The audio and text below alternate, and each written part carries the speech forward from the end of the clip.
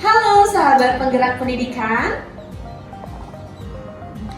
kembali lagi bersama saya Dia Eka Parwati dalam acara podcast Ruang Belajar. Hari ini kami akan membahas seputar tips and trik membuat bahan ajar yang interaktif dan inovatif.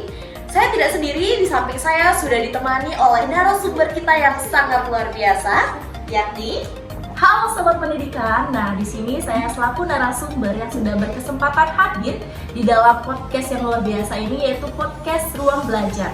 Nah sebelumnya, perkenalkan nama saya Nikomang Intan Cahyani Ternita, bisa dipanggil Intan. Nah di sini saya merupakan mahasiswa aktif yang dimana berkesempatan dalam membuat bahan ajar yang inovatif dan interaktif.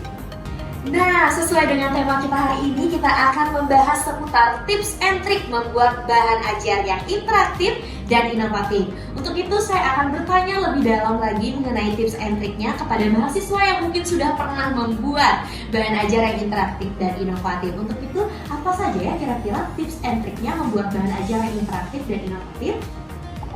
Oke, membahas mengenai tips and trik dalam merancang bahan ajar. Nah, sebelumnya kita juga perlu mengetahui bahwa bahan ajar itu sangat menentukan keberhasilan dari proses pembelajaran. Nah, sebelum itu juga kita harus mengetahui apa sih itu bahan ajar. Oke, bahan ajar juga dapat diartikan sebagai segala bentuk bahan yang disusun secara sistematis yang memungkinkan siswa dapat belajar secara mandiri dan dirancang sesuai dengan kurikulum yang berlaku. Dengan adanya bahan ajar, guru akan lebih runtut dalam mengajarkan materi kepada siswa sehingga akan tercapai semua kompetensi dan tujuan pembelajaran yang telah ditentukan sebelumnya. Nah, itu dia pengertian dari bahan ajar. Oke, untuk selanjutnya membahas mengenai tips and trik dari merancang bahan ajar.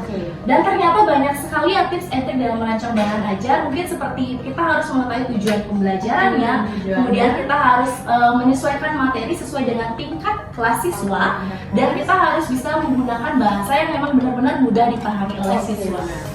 Tapi yang paling penting menurut saya itu kita harus memahami prinsip-prinsip merancang bahan ajar dia. Oke, ternyata di dalam penyusunan bahan ajar itu terdapat prinsip-prinsip ya? Tentu saja ada dia. Nah, dalam penyusunan bahan ajar itu kita harus mengetahui prinsip-prinsip merancang bahan ajar.